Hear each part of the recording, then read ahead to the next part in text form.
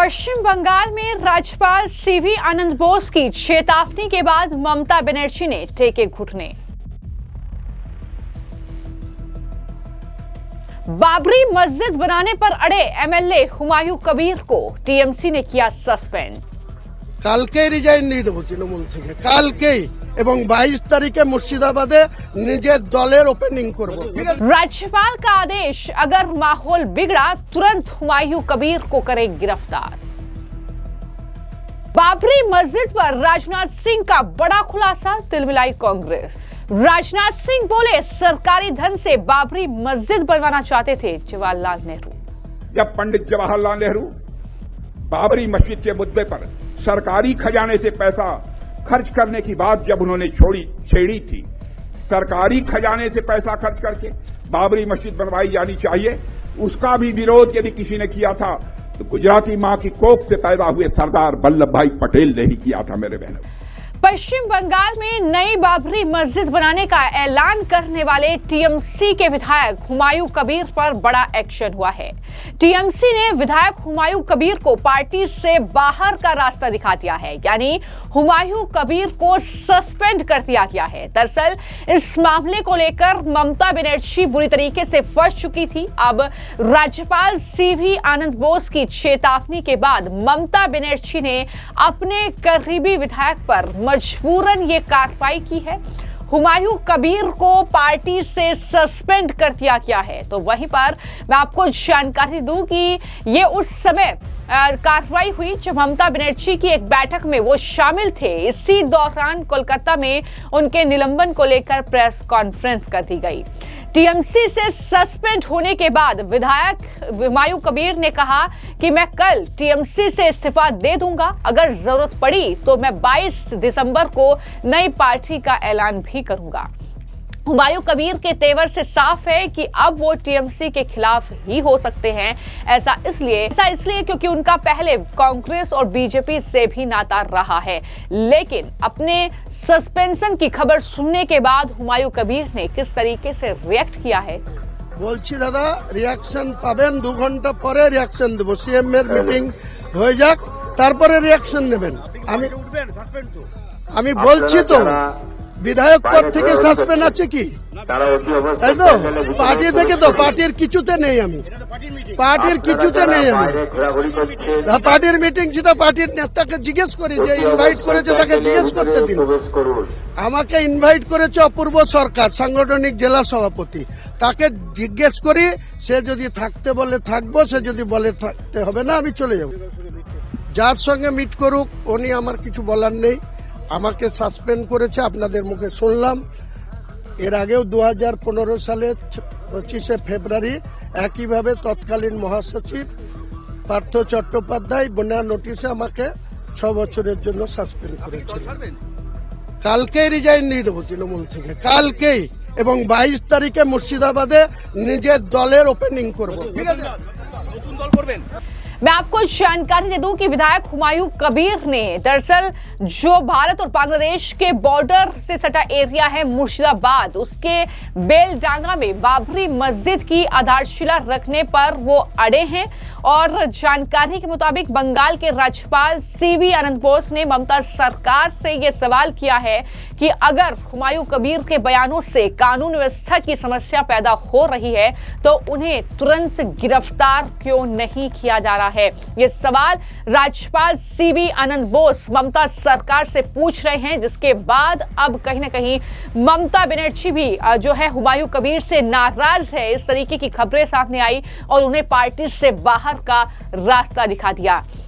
जाहिर तौर पर चुनाव आने वाले वक्त में पश्चिम बंगाल में होने हैं, तो ऐसे में ममता बनर्जी जो है वोट बैंक के लिहाज से भी कुछ इस तरीके के काम कर रही हैं। और अब ये जो सस्पेंशन हुआ है, ये क्या वाकई जो राज्यपाल की चेतावनी थी उसका असर है, उसके बाद ममता बनर्जी ने ये एक्शन लिया है, या फिर वाकई हुमायूं कबीर के बयान से उन्हें जो है परेशानी हुई है।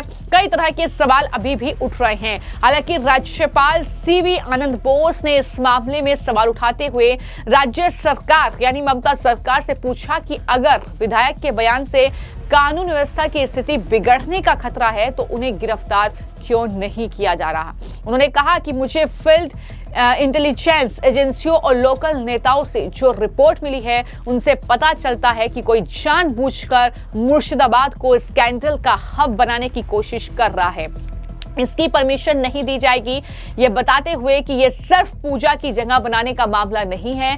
गवर्नर ने यह भी कहा कि अगर सांप्रदायिक भावनाएं भड़कती हैं तो राज्य और उसकी सरकार मूक दर्शक नहीं बनी रहेगी। ये बड़ी बातें राज्यपाल के जरिए कही गई। इस मामले को लेकर बीजेपी के जो नेता हैं दिलीप घोष, उन्होंने क्या बयान दिया है, किस तरीके से वो आरोप लगा रहे हैं, वो माहौल बनाना चाहते हैं इसलिए इस तरीके के बयान दे रहे हैं। क्या बोल रहे हैं दिलीप घोष, सुनिए।